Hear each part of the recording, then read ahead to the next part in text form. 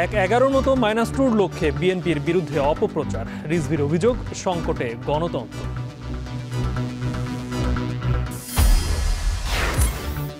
নির্বাচন কমিশনে ইউরোপীয় ইউনিয়নের প্রাক নির্বাচনী পর্যবেক্ষক দল ভোটের প্রস্তুতি জানালেন সিইসি।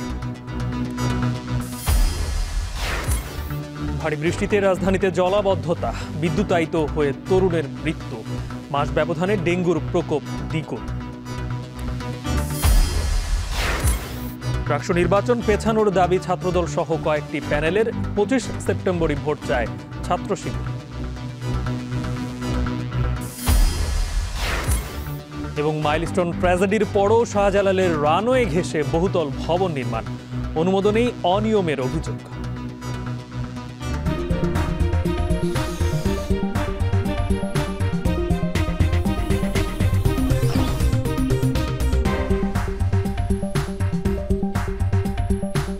স্বাগত। এখন বিকেলে শুনছিলেন শিরোনাম, পুরো আয়োজন জুড়ে সঙ্গে আছি গালিব ইবনে রিয়াজ। বিএনপির শীর্ষ 2 নেতাকে লক্ষ্য করে পরিকল্পিতভাবে অপপ্রচার চলছে বলে মন্তব্য করেছেন বিএনপির সিনিয়র যুগ্ম মহাসচিব রুহুল কবির রিজভী। শুধু তাই নয়, রাজনীতি থেকে তাদের মাইনাস করার ষড়যন্ত্র চলছে বলেও মন্তব্য করেন বিএনপির এই সিনিয়র নেতা। আর দলের vice chairman doctor Asaduzzaman Ripon বলেন, ইহুদিদের পছন্দের পিআর ব্যবস্থা বাংলাদেশের মানুষ মেনে নেবে না।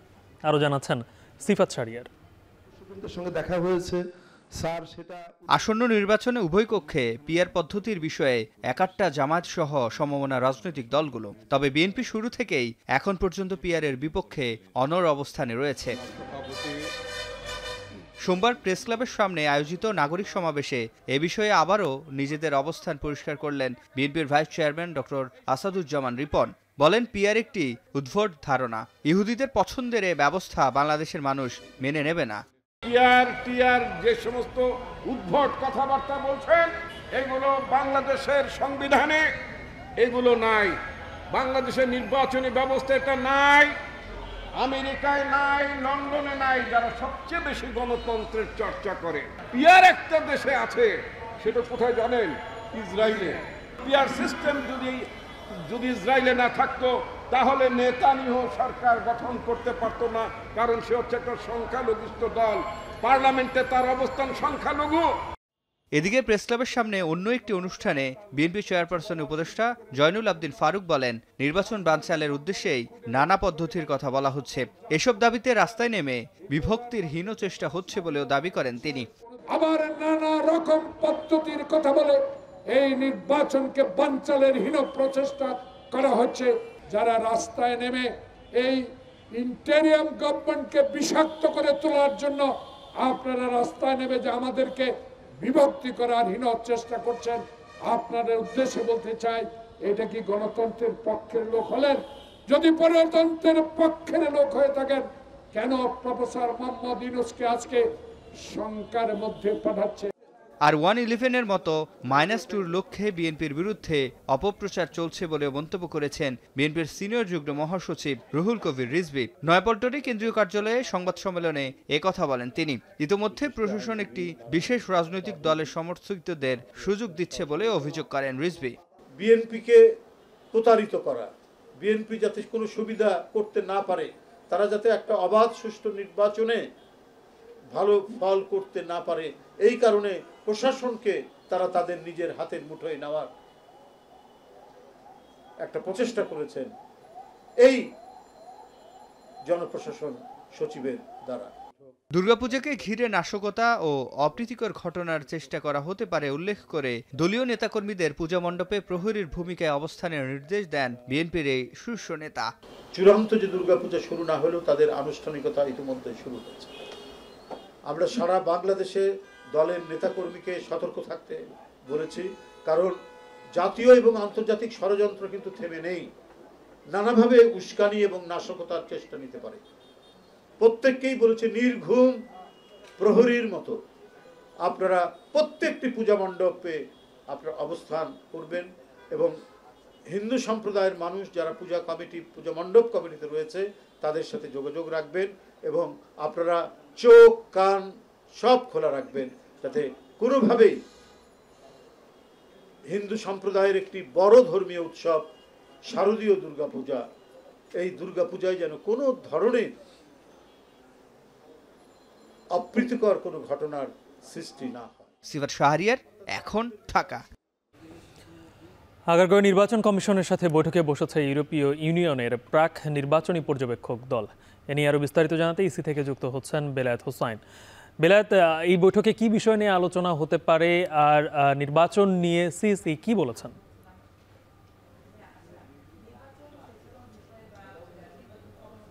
গালিব, এই মুহূর্তে যদি নির্বাচন কমিশনের কথা বলি তাহলে তিনটি ঘটনা নির্বাচন কমিশনে চলছে। একদিকে ইউরোপীয় ইউনিয়নের প্রাক নির্বাচনী পর্যবেক্ষক দলের সঙ্গে বৈঠক করছে নির্বাচন কমিশনের কর্মকর্তারা। অন্যদিকে কিছুক্ষণ আগেই এখানে এনসিপির মুখ্য সমন্বয়ক নাসিরউদ্দিন পাটোয়ারির নেতৃত্বে একটি প্রতিনিধি দল নির্বাচন কমিশনে এসেছে। তারা কিছুক্ষণের মধ্যেই প্রধান নির্বাচন কমিশনারের সাথে বৈঠক করবে।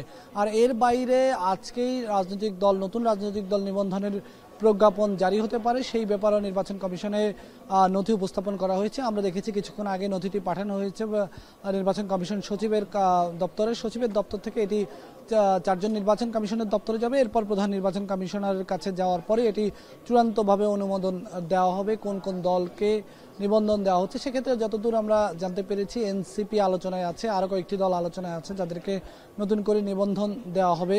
আমরা নির্বাচন কমিশনের অতিরিক্ত সচিবের সঙ্গে কিছুক্ষণ আগে এই বিষয়ে কথা বলেছি। তিনি আমাদেরকে যেটি জানিয়েছেন যে 22টি দলের তদন্ত করে নির্বাচন কমিশন নথি উপস্থাপন করেছে। নির্বাচন কমিশনের মাঠ পর্যায় থেকে 22টি দলের নথি উপস্থাপন করা হয়েছে। এর মধ্যে যাচাই বাছাই হয়তো 5-6টি দলের নাম শোনা যাচ্ছে যে এদেরকে নিবন্ধন দেওয়া হতে পারে। আর এর বাইরে যে প্রশ্নটি দিয়ে আপনি শুরু করেছেন সেটি হচ্ছে ইউরোপীয় ইউনিয়নের যে প্রাক নির্বাচনী পর্যবেক্ষক দল তাদের সঙ্গে যে বৈঠকটি অনুষ্ঠিত হচ্ছে, এই বৈঠকে মূলত এর আগেই জানেন যে ইউরোপীয় ইউনিয়নের পক্ষ থেকে নির্বাচন কমিশনকে সহায়তা হিসেবে 4 মিলিয়ন ইউরো দেওয়ার প্রতিশ্রুতি তারা দিয়েছে। পাশাপাশি আজকে তারা যে বৈঠকটি করছে এই বৈঠকে নির্বাচনের পরিবেশ, নির্বাচনের প্রস্তুতি, নির্বাচনের যে কারিগরি সহায়তা সহ নানা বিষয় তারা আলোচনা করছে। এখানে তারা মূলত নির্বাচন কর্মকর্তাদের সঙ্গে আলোচনা করছেন।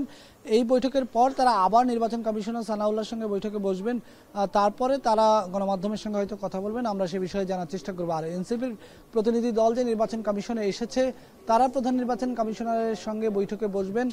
বসে তারা কি আলোচনা করবেন সে বিষয়ে আমরা হয়তো পরবর্তীতে জানতে পারবো। তবে আরেকটি সংবাদ যেটি আমি শুরুতে বলেছিলাম যে কয়েকটি রাজনৈতিক দলকে আজকে চূড়ান্তভাবে নিবন্ধন দেওয়া হবে সে বিষয়ে নথি উপস্থাপন করা হয়েছে। কিছুক্ষণের মধ্যে সেই সংবাদটিও জানা যাবে।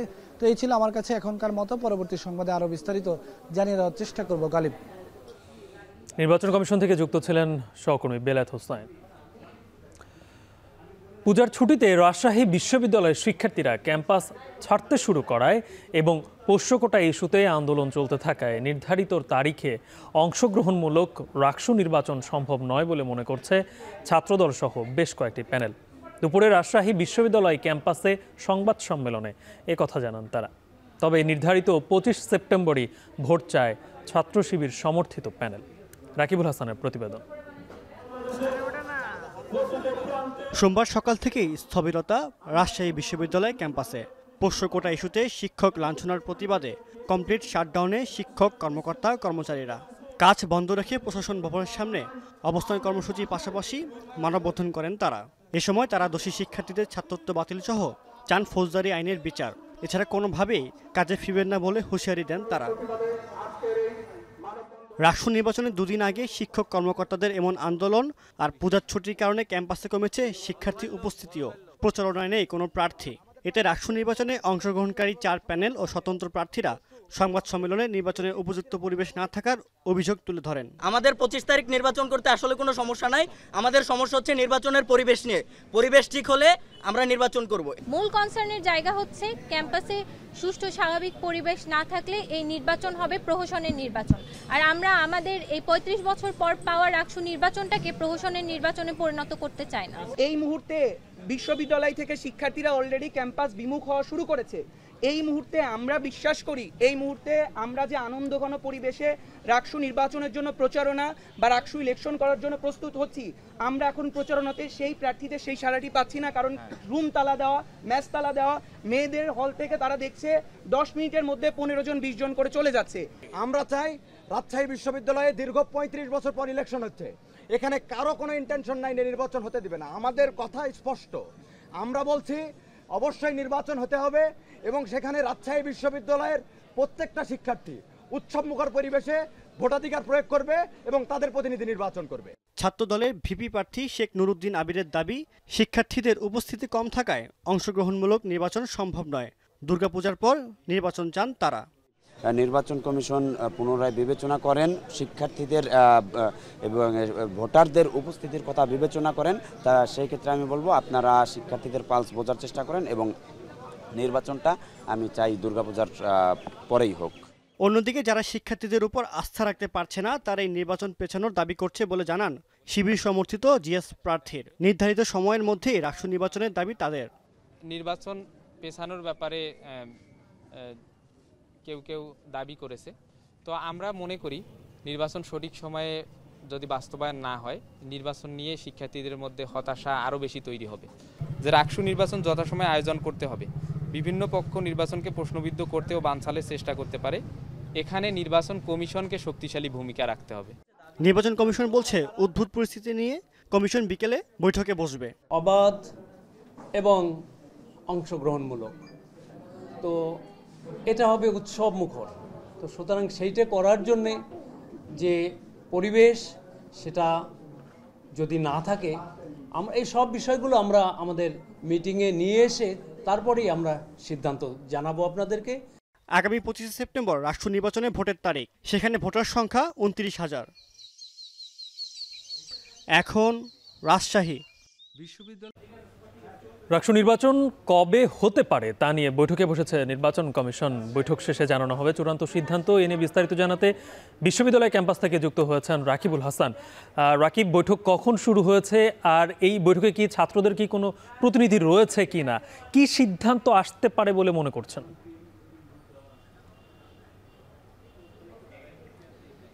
গালিব, বিভিন্ন মত আছে আসলে এখানে। আমরা সকাল থেকে দেখছিলাম রাজশাহী বিশ্ববিদ্যালয়ের 4টি প্যানেল এবং হল সংসদের যারা প্রার্থী, একই সাথে কিন্তু স্বতন্ত্র প্রার্থীরা, তারা কিন্তু একটা মতামত দিয়ে গেছে নির্বাচন কমিশনকে যে বর্তমানে আসলে এই যে বৈষম্য, যেই পোষ্য কোটা বিষয়টি নিয়ে যে অবস্থা এবং শিক্ষকদের যে কমপ্লিট শাটডাউন, সেটিতে আসলে শিক্ষার্থীদের উপস্থিতি কমেছে বিশ্ববিদ্যালয়ে, এমনভাবে কিন্তু নির্বাচন কমিশনকে তারা বলেছেন।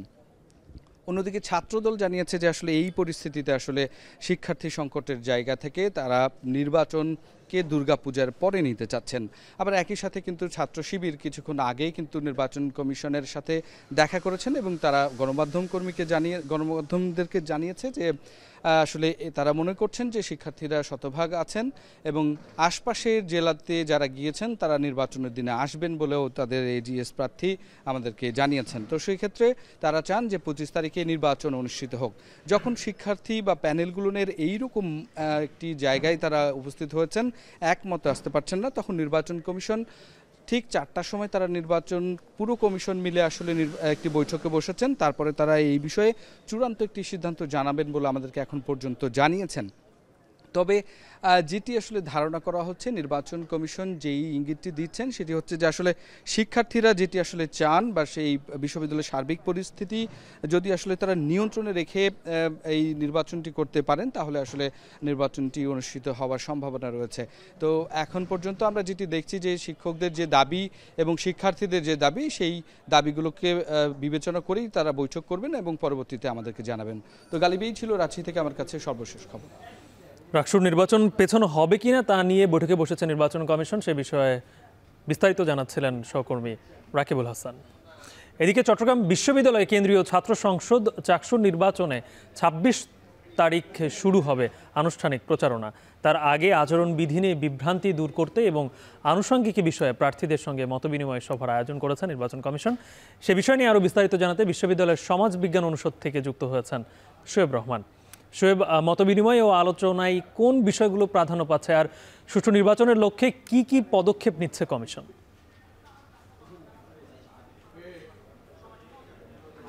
এরই মধ্যে আলোচনার অনেকক্ষণ সময় অতিবাহিত হয়েছে এবং এর মধ্যে খুব গুরুত্বপূর্ণ কিছু বিষয় কিন্তু উঠে এসেছে এবং নির্বাচন কমিশনও তাদের পক্ষ থেকে বেশ কিছু গুরুত্বপূর্ণ সিদ্ধান্ত জানিয়েছেন।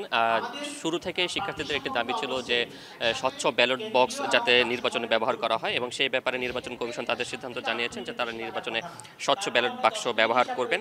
এবং এর বাইরে শিক্ষার্থীদের আরেকটি গুরুত্বপূর্ণ দাবি ছিল যারা প্রার্থী ছিলেন তাদের পক্ষ থেকে যাতে করে ছবিযুক্ত ভোটার তালিকা প্রণয়ন করা হয় এবং সেই ব্যাপারেও নির্বাচন কমিশন ইতিবাচক সিদ্ধান্ত জানিয়েছেন। তারা বলছেন যে তাদের যে নির্বাচন সেই নির্বাচনে ছবিযুক্ত ভোটার তালিকা তারা রাখবেন। এবং একই সাথে সাম্প্রতিক ডাকসু এবং জাকসু নির্বাচনে যে ধরনের অভিজ্ঞতা হয়েছে সেই অভিজ্ঞতার আলোকে এখানে যাতে সার্বক্ষণিক ইলেকট্রিসিটি থাকে, বিদ্যুৎ থাকে এবং যাতে করে এলইডি স্ক্রিনের প্রচার কাজ বিঘ্ন না ঘটে সেজন্য সার্বক্ষণিক জেনারেটরের ব্যবস্থা রাখা হচ্ছে এবং সেই সাথে বড় স্ক্রিনে ভোট গণনার যে কার্যক্রম সেই কার্যক্রম দেখানোর জন্য কিন্তু সিদ্ধান্ত নেওয়া হয়েছে। সেটি অনেক আগের সিদ্ধান্ত, তবে শিক্ষার্থীদের মাঝে বিভ্রান্তি ছিল যে কি যদি সেখানে প্রচারে বিঘ্ন ঘটে ইলেকট্রিসিটি কিংবা অন্য কোনো যান্ত্রিক ত্রুটির কারণে, সেই ব্যাপারে সর্বোচ্চ প্রস্তুতি নেওয়ার কথা জানিয়েছে নির্বাচন কমিশন। এবং যেই ভোট কেন্দ্র থাকবে সেই ভোট কেন্দ্রের 100 মিটার পর্যন্ত সেখানে আইন শৃঙ্খলা বাহিনীর সদস্যরা থাকবেন এবং সেই 100 মিটারের ভেতরে প্রার্থী ভোটার ছাড়া কাউকে প্রবেশের সুযোগ দিচ্ছেন না এবং সেখানে তারা স্পষ্ট করে বলেছেন কোনো ভোট কেন্দ্রে কোনো প্রার্থী প্রবেশ করতে পারবেন না, সেই বিষয়টি কিন্তু তারা বলেছেন। এবং এখানে একজন ভোটারকে চাকসু নির্বাচনে 40টি ভোট দিতে হবে এবং সেই ভোটগুলো তারা ওএমআর পদ্ধতিতে নেওয়ার জন্য সিদ্ধান্ত নিয়েছে। সেখানে যারা দৃষ্টি প্রতিবন্ধী শিক্ষার্থী রয়েছেন তাদের পক্ষ থেকে এবং অন্য অনেক প্রার্থীর পক্ষ থেকেও সিদ্ধান্ত ছিল যে যাতে করে ব্রেইল পদ্ধতিতে ভোট ওএমআরটি প্রস্তুত করা হয়, কিন্তু সেই ব্যাপারে এখনো যে সিদ্ধান্ত পুরোপুরি সিদ্ধান্তটি না জানানো তারা বলছেন যে চেষ্টা করছেন, তবে সেই সুযোগটি আসলে খুবই অনেকটাই কম বলে তারা মনে করছেন। এবং যেহেতু যেটি বলছিলাম যে একজন ভোটারকে 40টি ভোট প্রদান করতে হবে, সেক্ষেত্রে একজন ভোটারকে যাতে ন্যূনতম 10 মিনিট করে সময় দেওয়া হয় সেটিও তারা নিশ্চিত করার জন্য কিন্তু বলেছেন। এবং এখন পর্যন্ত আরও কিছু বিষয় উঠে এসেছে। একজন শিক্ষার্থী, একজন প্রার্থী তিনি কি পরিমাণ লিফলেট ছাপাতে পারবেন, কত পরিমাণ টাকা খরচ করতে পারবেন, সেই বিষয়গুলো নিয়ে আলোচনা চলছে। আলোচনা এখনও চলমান। শেষ পর্যন্ত আসলে শিক্ষার্থীরা বা প্রার্থীরা যে সকল দাবি জানাবেন সেগুলোতে ইতিবাচক চিন্তা বা ভাবনা। চাকসু নির্বাচনের প্রচারণা শুরুর আগে প্রার্থীদের নিয়ে মতবিনিময় সভা করছে নির্বাচন কমিশন। তার বিস্তারিত জানাচ্ছিলেন সহকর্মী শোয়েব রহমান।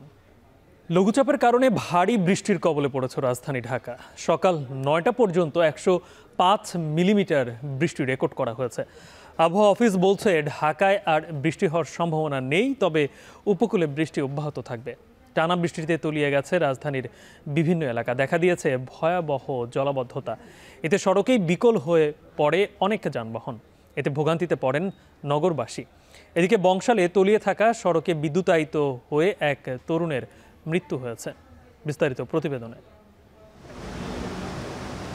আশ্বিনের ভোরে সবেই আলো ফুটতে আকাশ কালো মেঘে ঢেকে যায়। মেঘের ঘনঘটা শেষে ভারী বর্ষণ শহর জুড়ে। বজ্রসহ এই বৃষ্টি টানা 1 ঘন্টা মুষলধারে রূপ নিতেই বাধে বিপত্তি। রাত থেকেই গুড়ি গুড়ি বৃষ্টির কারণে সড়কে দেখা দিয়েছে জলাবদ্ধতা। যানবাহন চলাচলে বিঘ্ন হওয়ায় দেখা দেয় যানজট। বিপাকে পড়েন কর্মজীবী ও শিক্ষার্থীরা। যখনই বৃষ্টি হয় আঁঠু পানি নৌকা চলার মতো অবস্থা। এলাকাতে কলেজে স্কুলের বাচ্চারা কেউ যেতে পারে না। আসলে রিক্সা পাওয়া যাচ্ছে না, রিক্সা পেলেও দেখা যাচ্ছে সেখানে দাম ভাড়া অনেক বেশি যাচ্ছে। বাস পাওয়া যাচ্ছে না, যে পানিতে নোংরা পানিতে হাঁটা লাগছে। প্রধান সড়কগুলোতে হাঁটু পানি হলেও অলিগলিতে উঠে যায় কোমর পর্যন্ত। মতিঝিল, ইত্তেফাক মোড়, আরামবাগ সহ প্রধান বেশ কিছু সড়ক চলে যায় পানির নিচে। সড়কে পানি জমে যাওয়ায় যানজটে আটকে পড়েন নগরবাসী। গাড়ির ইঞ্জিনে পানি ঢুকে যাওয়ায় ইঞ্জিন বন্ধ হয়ে সড়কে যানজট পরিস্থিতি করে তোলে আরও খারাপ। গুলিস্তান পর্যন্ত মোটামুটি ভালো আছে একটু পানি, কিন্তু যখন এই বকচত্বরের এখানে আসছি তখনই পানি এরকম থই থই করতেছে এখানকার মতো সব। ড্রেনেজ সিস্টেমগুলো কারা করবে? যে আমি আপনি করব? এই যে দায়িত্ব কার? সিটি কর্পোরেশনের দায়িত্ব, এবং এটা দেখারও দায়িত্ব তো গভর্নমেন্টেরও দেখার বিষয় আছে। তো কেউ কি কোনো দায়িত্ব পালন করতেছে? কেউ করে না। এই দেশে এগুলা বলে কোনো লাভ নেই, কেউ করবেও না। বলে আমরা কার দোষ দিবেন? 11টার দিকে বের হয়েছি, এই একমাত্র এখন নামিয়ে দিলাম। এত জ্যাম সেই শাপলা চত্বরের ওই পাশ থেকে, আপনার ইত্তেফাক মোড় থেকেই জ্যাম, আর এখানে রাস্তা তো নাই বললাম। বৃষ্টি শেষ হওয়ার অনেক সময় পার হলেও এখনো বিভিন্ন জায়গায় জমে আছে পানি। অনেককে বাধ্য হয়ে জুতা হাতে নিয়ে পানি মাড়িয়ে হাঁটতে দেখা যায়। এর মধ্যে বংশালে পানিতে তলিয়ে থাকা সড়কে বিদ্যুতের তার পড়ে এক তরুণের মৃত্যু হয়েছে। ঢাকা সিটির এই জলাবদ্ধতা দূর করার জন্য যা যা করা দরকার এটা করা উচিত, নাহলে মানুষের প্রচণ্ড ভোগান্তি হচ্ছে। জ্যামে পড়ে আছি, আধা ঘন্টা 40-45 মিনিটের মতো ছিলাম এখানে। এখনো তো অনেক সময় আছে, এখনো তো রাস্তায় প্রচুর জ্যাম আছে। জ্যামে আছি 1.5 ঘন্টা প্লাস। হাঁটু পানি পার করে গন্তব্যে ফিরতে গিয়ে ভোগান্তির কবলে পড়ে মানুষেরা। জলজটের পেছনে সিটি কর্পোরেশনের উদাসীনতাকেই দুষলেন নাগরিকরা। সিটি কর্পোরেশন ট্যাক্স নেয়, ব্যাট নেয়, ড্রেন পরিষ্কার করে না। আর আপনারা বৃষ্টি হইলে হান উঠাইতে পানি আগে লেখেন না কে যে এটি পরিষ্কার করে না কেন? দিনের পর দিন এভাবে চলে যাইতেছে, কিন্তু কোনো রাস্তার সংস্কার হচ্ছে না। আজকে এই রাস্তাটা সংস্কার থাকলে এই আমাদের সাধারণ জনগণের এই পরিস্থিতির হতো না। মৌসুমী বায়ুর প্রভাবে রাত থেকে ঢাকায় বৃষ্টিপাত হয়েছে বলে মন্তব্য করেছেন আবহাওয়াবিদ হাফিজুর রহমান। জানান, মধ্যরাত থেকে সকাল 9টা পর্যন্ত ঢাকায় বৃষ্টি রেকর্ড করা হয়েছে 105 মিলিমিটার। ঢাকার 9টা পর্যন্ত, রাত 12টা থেকে সকাল 6টা পর্যন্ত হয়েছে 34 মিলিমিটার। আর ভোর 6টা থেকে 9টা পর্যন্ত 3 ঘন্টা হয়েছে আরো 71 মিলিমিটার। হ্যাঁ, 105 মিলিমিটার 12টা থেকে সকাল 9টা পর্যন্ত। বৃষ্টিপাত ঢাকাটা তো কমে গেছে অলরেডি। অন্যান্য দিনে দক্ষিণাঞ্চলের বৃষ্টিটা থাকবে এখন, কালকেও থাকবে, কালকের পর কমবে বৃষ্টিটা। রাজধানীর জলাবদ্ধতা নিরসনে 80 দশকের পর থেকে এ পর্যন্ত 6টি মাস্টার প্ল্যান হাতে নিলেও একটিও বাস্তবায়ন করতে পারেনি ঢাকার 2 সিটি কর্পোরেশন। বারবার মেয়র পরিবর্তন থেকে এখন প্রশাসক এলেও পরিবর্তন হয়নি ঢাকার জলাবদ্ধতার। নগরবাসীর প্রশ্ন, কবে কাটবে এই সংকট? বাইজিদ সাদ, এখন, ঢাকা। এদিকে অব্যাহত বৃষ্টি আর মশক নিধন কার্যক্রমে ধীর গতিতে সারা দেশেই এডিস মশার প্রজনন ঊর্ধ্বমুখী, যার কারণে বাড়ছে ডেঙ্গু রোগী। হাসপাতালগুলোতে আগস্টের চেয়ে সেপ্টেম্বরে ডেঙ্গু রোগী বাড়ছে দ্বিগুণ হারে। চিকিৎসকরা বলছেন, দেরিতে হাসপাতালে আসায় দ্রুত শক সিন্ড্রোমে চলে যাওয়ায় মৃত্যু বাড়ছে। অন্যদিকে ঢাকাসহ সারা দেশেই এডিসের ব্রুটো ইন্ডেক্স বেশি হওয়ায় অক্টোবরে ডেঙ্গুর প্রকোপ আরও বাড়ার শঙ্কা বিশেষজ্ঞদের। আরও জানাচ্ছেন মেহেরিন আনি।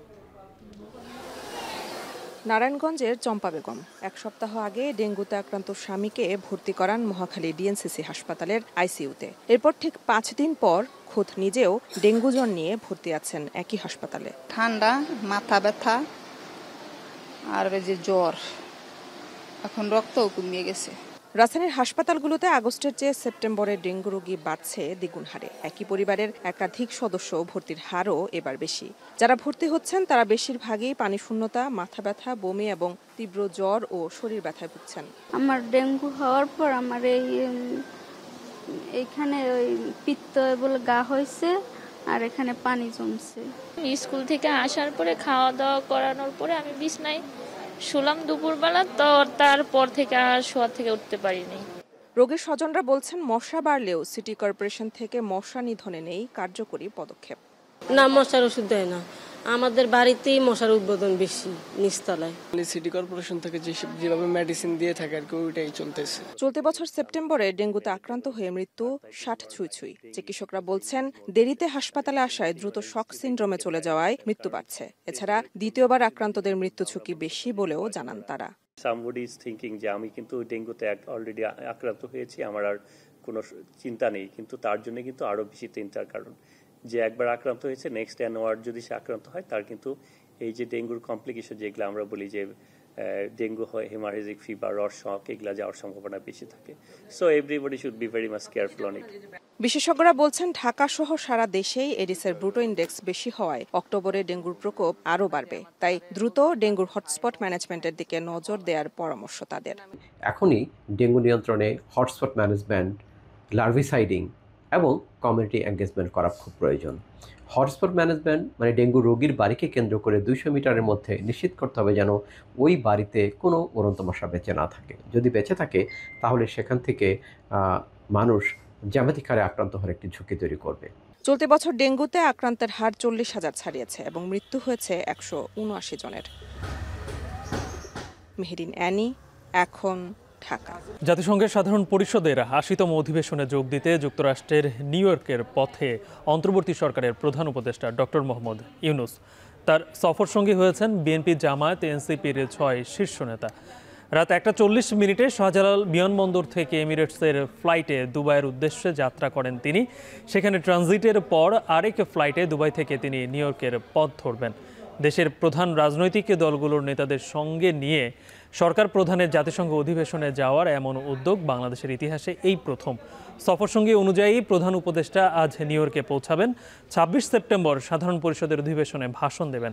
একই সাথে উচ্চ পর্যায়ের অনুষ্ঠান সহ বিভিন্ন সেমিনারে যোগদান করবেন তিনি। সফরে বিএনপি মহাসচিব মির্জা ফখরুল ইসলাম আলমগীর, বিএনপির ভারপ্রাপ্ত চেয়ারম্যান তারেক রহমানের পররাষ্ট্র বিষয়ক উপদেষ্টা হুমায়ুন কবির, জামাতের নায়েবে আমির ডাক্তার সৈয়দ আবদুল্লাহ মোহাম্মদ তাহের এবং এনসিপির সদস্য সচিব আক্তার হোসেন ও জ্যেষ্ঠ যুগ্ম সদস্য সচিব ডাক্তার তাসনিম জারা। সফর শেষে 2 অক্টোবর দেশে ফেরার কথা রয়েছে প্রধান উপদেষ্টার।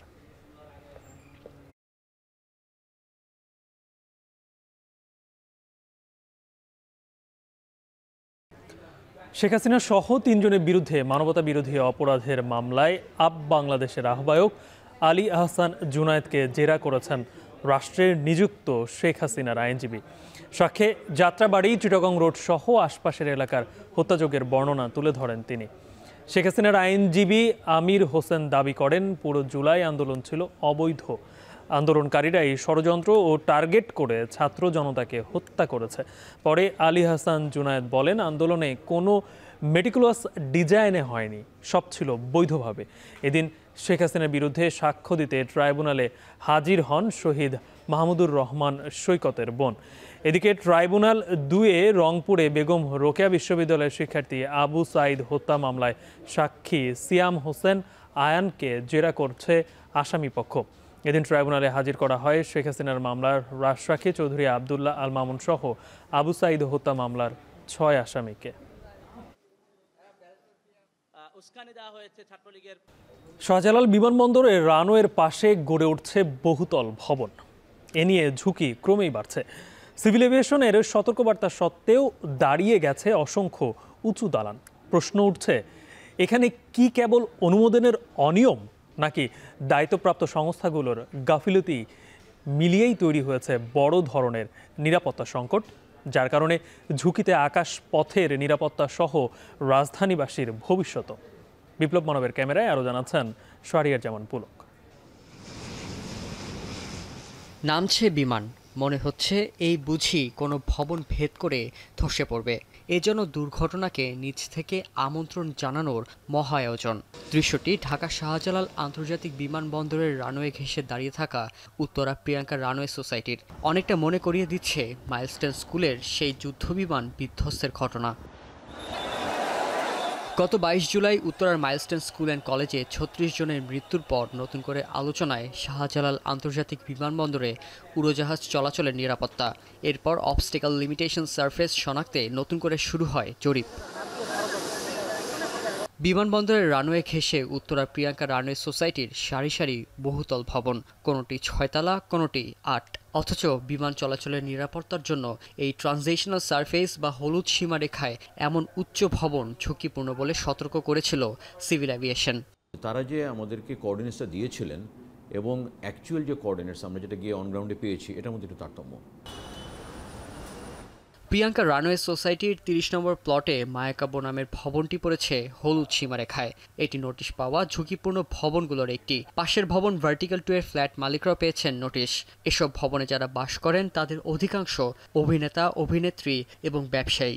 এ বছরের মে মাসে রাজুকের মাধ্যমে এমন 6টি ভবনের বর্ধিত অংশ ভাঙার নোটিশ দিয়েছিল সিভিল এভিয়েশন। এসব ভবনের মোট ফ্ল্যাট সংখ্যা 106। ঝুঁকিপূর্ণ তালিকায় রয়েছে সোসাইটির আরও 87টি ভবনের নাম। সামনের কিছু বিল্ডিংকে হাইট বেশি দেওয়া হয়েছে, পিছনের। মায়াকাব্যের 8 তলায় ফ্ল্যাট কিনেছেন মোহাম্মদ সাজ্জাদ হোসেন। সব নথিপত্র দেখেই ফ্ল্যাট কিনেছেন বলে দাবি তার। তবে সিভিল এভিয়েশন বলছে ভবনটির অনুমোদন ছিল 7 তলা, করা হয়েছে 8 তলা। নতুন করে উচ্চতা দেওয়ার ক্ষেত্রে বা ভাঙার ক্ষেত্রে এটা তো আমরা দায়ী না। আমি ব্যক্তিগতভাবে আমি চাই, যদি সরকারের প্রয়োজন হয় বা সরকারের কোনো কাজে বিঘ্ন ঘটে, সেক্ষেত্রে আমি যেহেতু দায়ী না, আমি আমার ক্ষতিপূরণ চাই। আমাদের বিধানে এখন পর্যন্ত ক্ষতিপূরণ দেওয়ার বিষয় নেই। এই বিষয়টি আসলে আমার কাছে মনে হয় ক্ষতিপূরণের বিষয়টি সরকার যেভাবে নির্ধারণ করবেন বা তারা যদি আবেদন করেন কোন কর্তৃপক্ষ দেবেন বা কিভাবে ক্ষতিপূরণটা দেওয়া হবে বা কোন খাত থেকে যাবে, এটা মনে ভবিষ্যতে হয়তো বা সরকার নির্ধারণ করতে পারেন। অভিযোগ যাচাইয়ে মায়াকাব্যের নির্মাতা প্রতিষ্ঠান ল্যান্ডপ্যাক লিমিটেডের অফিসে গেলে ক্যামেরার সামনে কথা বলতে রাজি হননি কেউ। ফোন করেও পাওয়া যায়নি কাউকে। ব্লক করে দেয়া হয় প্রতিবেদকের নাম্বার। আপনি যে নম্বরে কল করেছেন তা এই মুহূর্তে ব্যস্ত আছে। রাজুক চেয়ারম্যান বলছেন, ভবন নির্মাণে গাফিলতি ছিল 3 পক্ষেরই। ভবন নির্মাতা, সিভিল এভিয়েশন, রাজুক, কারোরই দায় এড়ানোর সুযোগ নেই। ভেবেছো একটা হাইট আমাদেরকে দিছে, এখন তারা বলতেছে এই হাইট দেওয়া যাবে না। এই যে জিও কোঅর্ডিনেট যেটা তারা যে এই লেভেলটাকে ধরছে, তারা বলতেছে এই কোঅর্ডিনেটটা তাদেরকে সাপ্লাই করছে ওই বাড়িওয়ালা বা ডেভেলপার। তার মানে তারা ভুল তথ্য দিছে যে একজন 10তলা প্ল্যান নিছে অ্যাজ পার রুল, কিন্তু সে 12তলা করছে। তাহলে 12তলা করলো কীভাবে? আমি এটা আমার অ্যাজ পার ড্রয়িং এটা হলো কি না সেটা আমি দেখি নেই, নাহলে কীভাবে 12তলা হলো? এই জন্যই বলছি রাজুক, এখানে রাজুকও তাই। শাহজালাল আন্তর্জাতিক বিমানবন্দরকে গত 20 জুলাই ক্যাটেগরি 2-তে উন্নীত করা হয়েছে। আগে উড়োজাহাজ অবতরণের সময় বৈমানিকদের অন্তত 232 ফুট দূর থেকে রানওয়ে দেখতে হতো। সেখানে নতুন নিয়মে তা এখন 132 ফুট। আর এই পরিবর্তনেই আরও কঠোর হয়েছে উচ্চতা নীতিমালা। প্রিয়াঙ্কা, রানওয়ে সিটিতে বেড়ে ওঠা এই উচ্চ ভবনগুলো ঘেঁষেই প্রতিনিয়ত এভাবেই অসংখ্য ফ্লাইট ওঠানামা করছে ঢাকার আন্তর্জাতিক বিমানবন্দরে। অথচ যাত্রী সুবিধা, যাত্রী নিরাপত্তা ও এখানকার বিমান চলাচলের নিরাপত্তার প্রশ্নে এখন ভুক্তভোগী এখানকার অসংখ্য ফ্ল্যাট মালিকরা। সিভিল এভিয়েশন ও রাজুকের এই নকশা জটিলতার গাফিলতিতে যেখানে তারা দায় এড়াতে চাইছে, সেখানে ভুক্তভোগীদের প্রশ্ন, এই বিপুল পরিমাণ অর্থ যে তারা ক্ষতিগ্রস্ত হচ্ছে সেটির দায়ভার কে নেবে? শাহরিয়ার পুলক, এখন ঢাকা। এবারে দেশের বাইরের খবর। যুক্তরাজ্য, কানাডা, অস্ট্রেলিয়ার পর ফিলিস্তিনকে রাষ্ট্র হিসেবে স্বীকৃতি দিল পর্তুগালও। জাতিসংঘে থাকা পর্তুগালের স্থায়ী মিশনের সদর দপ্তরে এই ঘোষণা দিয়েছেন পর্তুগালের পররাষ্ট্রমন্ত্রী পাওলো রাঙ্গেল। এ সময় তিনি বলেন, ন্যায়সঙ্গত স্থায়ী শান্তির একমাত্র পথ হিসেবে দ্বিরাষ্ট্রীয় সমাধানের পক্ষে পর্তুগাল। তবে যুদ্ধ বন্ধ ছাড়া শুধু স্বীকৃতির মাধ্যমে গাজার মানবিক বিপর্যয় দূর করা সম্ভব না বলে মন্তব্য করেছেন পর্তুগালের পররাষ্ট্রমন্ত্রী। ফ্রান্স, বেলজিয়াম সহ আরও বেশ কয়েকটি দেশ জাতিসংঘের সাধারণ পরিষদে আনুষ্ঠানিকভাবে স্বীকৃতি দেওয়ার কথা রয়েছে। ইতিমধ্যে যারা স্বীকৃতি দিয়েছে সেসব দেশের প্রশংসা করে বিবৃতি দিয়েছে হামাস। অন্যদিকে ফিলিস্তিনকে রাষ্ট্র হিসেবে স্বীকৃতি দেওয়ার মধ্য দিয়ে হামাসকে পুরস্কৃত করা হচ্ছে বলে ক্ষোভ ছাড়লেন ইসরায়েলের প্রধানমন্ত্রী বেনিয়ামিন নেতানিয়াহু। এমনকি কিছুতেই ফিলিস্তিনকে রাষ্ট্র হিসেবে প্রতিষ্ঠিত হতে দেয়া হবে না বলেও হুমকি দিয়েছেন তিনি। এদিকে গিডিয়নের রথ বি নামে গাজা সিটিতে আক্রমণের পরিধি আরও বাড়াতে 3য় ডিভিশনের সেনা মোতায়েন করা হয়েছে বলে জানিয়েছে আইডিএফ। এখন পর্যন্ত 65,200-র বেশি নিরীহ ফিলিস্তিনিকে হত্যা করেছে ইসরায়েলি বাহিনী।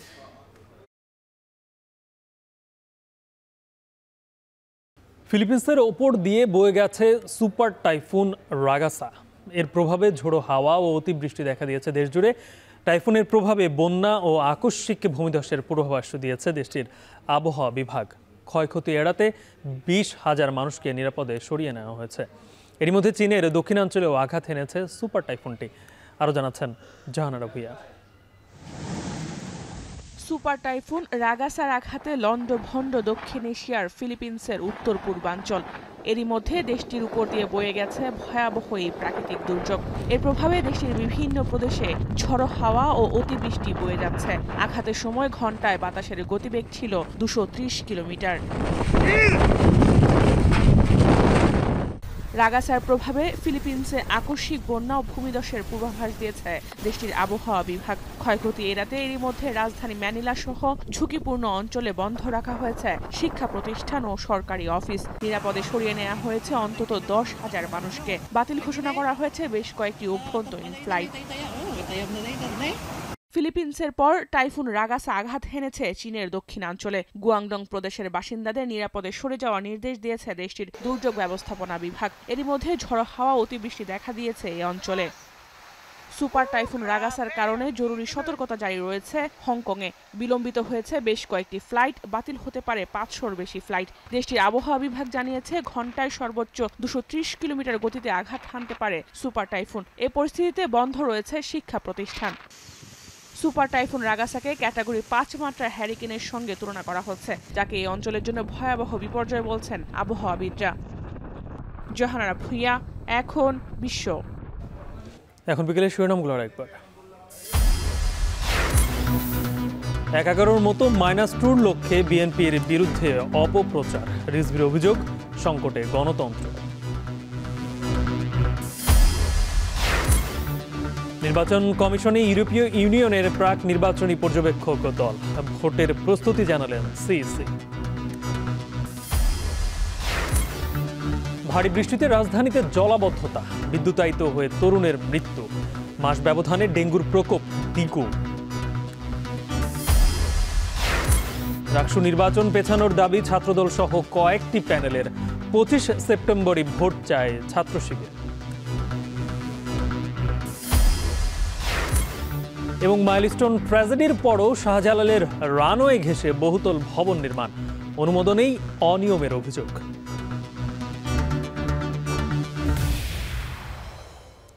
এ ছিল এখন বিকেলের আয়োজন। এখন টেলিভিশন ওয়েবসাইটে দেখতে ভিজিট করুন এখন.tv, ফেসবুকে চোখ রাখুন facebook.com/tv.এখন, আর ইউটিউবে লাইভ দেখতে ভিজিট করুন youtube.com/c/echontv।